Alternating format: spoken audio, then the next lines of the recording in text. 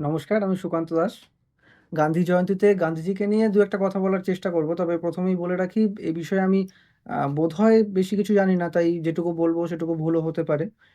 তবে যেটুকু বুঝতে পেরেছি সেটুকুই বলার চেষ্টা করছি। স্বাধীনতা সংগ্রামী হিসেবে গান্ধীজির কথা আমরা সকলেই জানি। তবে গান্ধীজি স্বাধীনতা সংগ্রামের জন্য ঠিক কী করেছিল সেগুলো ইতিহাসের খাতার পাতায় শুধুমাত্র পড়লে হয়তো ভালোভাবে বোঝা যায় না। তার জন্যে গান্ধীজি নিজের লেখা এবং পরবর্তীকালে গান্ধীজিকে নিয়ে লেখা যেগুলো হয় কিংবা বিভিন্ন রিসার্চ পেপার রয়েছে সেগুলো পড়লে হয়তো আরেকটু বেটার বোঝা যায়। ভারতবর্ষের স্বাধীনতার ইতিহাসের ভিত্তি তিনি কিন্তু রচনা করেছিলেন। সত্যাগ্রহ আন্দোলন কিংবা ডান্ডি অভিযান ছাড়াও অনেক কর্মকাণ্ডের সঙ্গে তিনি জড়িয়েছিলেন। এক কথায় যেটা বলা যায় সেটা হচ্ছে স্বাধীনতার যে বৃক্ষের জন্ম আমাদের ভারতবর্ষে হয়েছিল পরাধীনকালে, সেই বৃক্ষ কিন্তু মোটামুটি আস্তে, আস্তে একসময় বড় হলেও একসময় আমাদের ভারতবর্ষকে স্বাধীন করে। তো সেই বৃক্ষের যে বীজ সেটা কিন্তু আমার মনে হয় বিভিন্ন মানুষদের সঙ্গে গান্ধীজিও বপন করেছিলেন। বিভিন্ন মানুষ বলার কারণ আরো অনেকেই বিভিন্ন সময়ে বিভিন্ন কিছু করেছেন। সবকিছু ইতিহাসের পাতায় থাকে না। তো তাই আমরা সেটাকে নিয়ে বলতে গেলে বিস্তারিত কিছু বলতে হবে। তো এবার ব্যাপারটা যদি বুঝতে হয় তাহলে বা বোঝাতে হয় তো অনেক শব্দের প্রয়োজন হবে। তো এখানে আমি বেশি বিস্তারিতভাবে কিছু বলব না। আমরা গান্ধীজিকে জাতির জনক হিসেবে চিনি। তবে আগেই বলেছি, বইয়ের পাতায় পড়ে গান্ধীজিকে বোঝা যায় না। গান্ধীজিকে বোঝার জন্য বইয়ের বাইরে বেরোতে হয়। তো গান্ধীবাদী আন্দোলন কিংবা গান্ধী বিরোধী যারা রয়েছে বর্তমানে এবং সেই সময়ে তাদের মন্তব্য কিংবা এই সমস্ত কিছু শুনে যে সমালোচনা তৈরি হয় সেটাও কিন্তু যথাযথ নয় বলেই আমার মনে হয়। আর আমার মনে হয় গান্ধীজি শুধুমাত্র স্বাধীনতা সংগ্রামী ছিলেন না। তিনি একজন ভালো মানুষ। আ ভালো মানুষ অবশ্যই। তবে ভালো মানুষে তাকে এক কথায় বর্ণনা করা যায় না। তবে তিনি ছিলেন এমন একজন মানুষ, সেই সময়ের বিশিষ্ট কিছু মানুষদের মধ্যে তার কথা বলা যায়। স্বাধীনতা সংগ্রামী বাদ দিলে তাকে আমরা লেখক এবং প্রকাশক হিসেবেও কিন্তু পাই। রাজনীতিবিদ তিনি ছিলেন, অবশ্যই ছিলেন। না হলে আমরা বর্তমানে স্বাধীনতা বা সেই সময়ের স্বাধীনতার যে স্বপ্ন সেটা আমরা দেখতে পারতাম না। আ এ তবে এর থেকে বেশি বলব, তিনি একজন শক্তিশালী সাহিত্যিকও ছিলেন। তার লেখা 'আমার জীবন সংগ্রামের সত্যের গল্প' কিংবা 'হিন্দ স্বরাজ' যে বইয়ের নাম আমরা সকলেই জানি। এগুলো ছাড়াও তার কিছু বই আছে। সেই বই মাধ্যমে তার আদর্শ যে চিন্তাভাবনা ছিল বা তার স্বপ্ন ছিল, তিনি যেটা ভাবতেন সেগুলো সবার মধ্যে তিনি ছড়িয়ে দেওয়ার চেষ্টা করতেন। তার লেখনী ছিল সেই সময়ের ভারতবর্ষের রাজনৈতিক দর্শন। অর্থাৎ স্বাধীনতা এবং তার সঙ্গে সাধারণ মানুষ কিংবা বিভিন্ন স্তরের মানুষদের দর্শন নিয়ে ছিল। এবার ভারতবর্ষের সেই স্বাধীনতা সংগ্রামী সময়ের যে মানুষদের সমস্যা বা বিভিন্ন ইস্যু, মানে সেগুলো বিভিন্ন রকম হতে পারে। রাজনৈতিক, সামাজিক, অর্থনৈতিক থেকে শুরু করে আরো অনেক। আ গান্ধীজিকে নিয়ে লেখা কিছু বই আমি পড়েছিলাম, যেখানে হয়তো ঠিক মনে নেই নামগুলো বা কাদের লেখা সেগুলো মনে নেই। তো সেখানে ছিল কয়েকটা ব্যাপার ছিল যেগুলো হচ্ছে গান্ধীজি যে বৈঠক বসাতেন সেখানে যারা ছিলেন, থাকতেন, আমি কারোর নাম বলছি না এখানে। তো সেখানে কি হতো, বিভিন্ন রকম সমস্যা নিয়ে তারা আলোচনা করত। সেখানে রাজনীতির বাইরেও থাকতো। অনেকে মনে করেন যে গান্ধীজি শুধুমাত্র কংগ্রেস বা সেই সময়ের রাজনীতিটাকে নিয়েই সমস্ত কিছু করতেন বা তার চিন্তাভাবনা সবসময় ব্রিটিশদের আপোস করে, ব্রিটিশদের সঙ্গে কথা বলে বা একটা ডিসকাস করে, যেটা নরমাল একটা ব্যাপার হতে পারে, সেইগুলো ছিল। কিন্তু অ্যাকচুয়ালি সেটা নয়। তার বাইরেও এমন কিছু ছিল যেগুলো গান্ধীজি সাধারণ মানুষের জন্য তো ভাবতেনই। তাছাড়াও আরো এমন কিছু ছিল যে জিনিসগুলো আমরা হয়তো আ আ ডিটেইলস এ জানি না। তবে কিছুটা সেই বইগুলো থেকে বা সেই পেপারগুলো থেকে বোঝা যায়। এবার গান্ধীজি একসময় দেখলেন যে তিনি লিখছেন, খুব ভালো কথা। কিন্তু তার লেখা বা সেই সময়ের লেখাগুলো, বিভিন্ন লেখাগুলো সব জায়গায় পৌঁছচ্ছে না।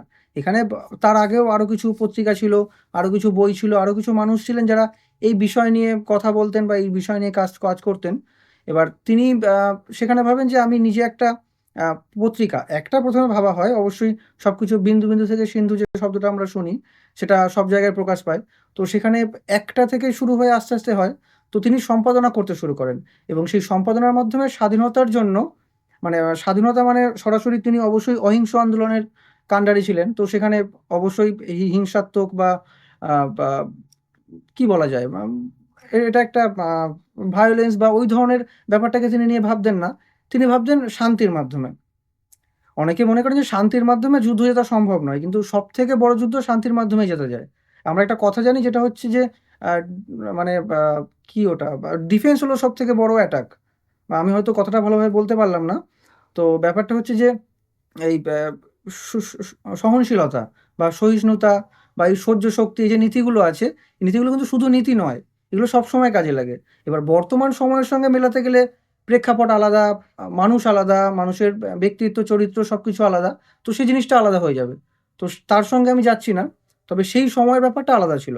তো সেখানে তিনি তার লেখার মাধ্যমে, সম্পাদনার মাধ্যমে এমন কিছু লেখা তুলে আনতেন, যে লেখাগুলো আমাদের সবার মধ্যে ছড়িয়ে পড়লে স্বাধীনতাটা অ্যাকচুয়ালি কী?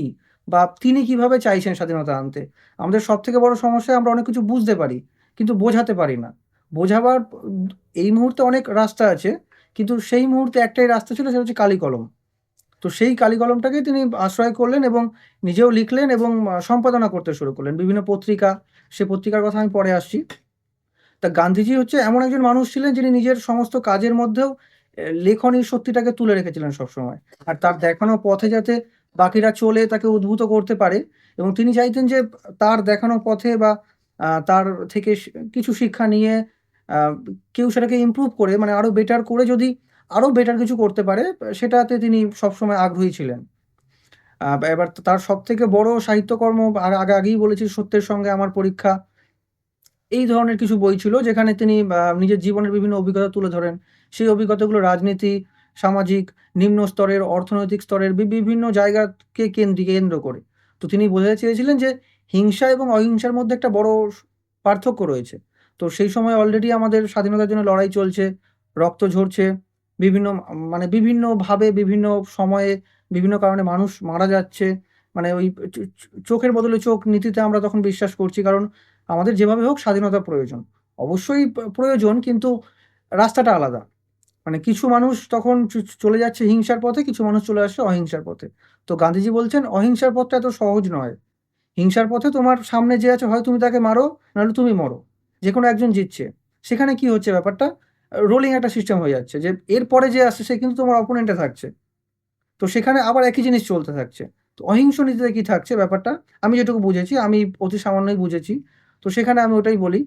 অহিংস নীতির ক্ষেত্রে ব্যাপারটা হচ্ছে যে আ একসময়, একটা সময়, মানে সময় লাগবে। একদিনে নয়, কিন্তু একদিন হবে। যে কথাটা আমরা জানি, সেরকম ব্যাপারটা হয়ে যাচ্ছে, যে একদিন ব্যাপারটা হবে। তো সেখানে অহিংস নীতির ব্যাপারটা হচ্ছে যে ধীরে, ধীরে সময় নিয়ে ডিসকাস করে, কথা বলে, আলোচনা করে এবং সমালোচনা করে। দুটো জিনিসই কাজ করে। আলোচনা এবং সমালোচনা দুটো একসঙ্গে কাজ করছে। সেইভাবে একটা সময়ে স্বাধীনতাটাকে আনার। অনেকে মনে করেন গান্ধীজি হচ্ছে যে যিনি, যার জন্যে ভারত দ্বিখণ্ডিত হচ্ছে, বা আমাদের পার্টিশান পড়ছে, সামান্য দুটো কাঁটাতারের বেড়া দিয়ে সবকিছু ভেঙে দেওয়া হচ্ছে। কিন্তু অ্যাকচুয়ালি এটা নয়। অ্যাকচুয়ালি তার থিংকিং ছিল অখণ্ড ভারত। পরবর্তীতে বিভিন্ন সময়, বিভিন্ন সিচুয়েশন, কারণ বইয়ের পাতায় লিখতে বেশি কিছু লাগে না। কলম লাগে, আর দুটো লিখে দিলেই হয়ে গেল। বা কাউকে বলার সময় বেশি কিছু লাগে না। কিন্তু যে সেই জায়গাটা থাকছে, বা যে সিচুয়েশন, অবশ্যই আমি সেখানে ছিলাম না, আমি জানি না। আমার জন্মান্তর হয়নি। তো আমার থিংকিং, তো সেখানে ব্যাপারটা কি হচ্ছে যে স সেও চেয়েছিল। কিন্তু সিচুয়েশন, সময়, আর ব্রিটিশ শাসন যেমন চলেছিল সেই সময়, সেখানে যত লং হবে প্রসেসটা, তত সমস্যাটা ভারতবাসীর বাড়ছে। অবশ্যই অনেক বীর শহীদ হয়েছেন, আমাদের স্বাধীনতা আনার জন্য অনেক চেষ্টা করেছেন। কিন্তু সেটা ব্যাপার না। তিনি চেয়েছিলেন আপোসের একটা ব্যবস্থা। তো সেইখানে পরবর্তীকালে দ্বিখণ্ডিত হতে হয়, সেসবে আমি আসছি না। যেটা বলছিলাম, যে গান্ধীজি শুধু আ রাজনীতিবিদ কিংবা শুধু আ একজন নেতা ছিলেন না, তিনি লেখক ছিলেন, এবং লেখকের সঙ্গে, সঙ্গে তিনি বিচক্ষণ প্রকাশক ছিলেন। বিচক্ষণ বলার কারণটা হচ্ছে, তিনি বুঝতে পারতেন যে কোন ধরনের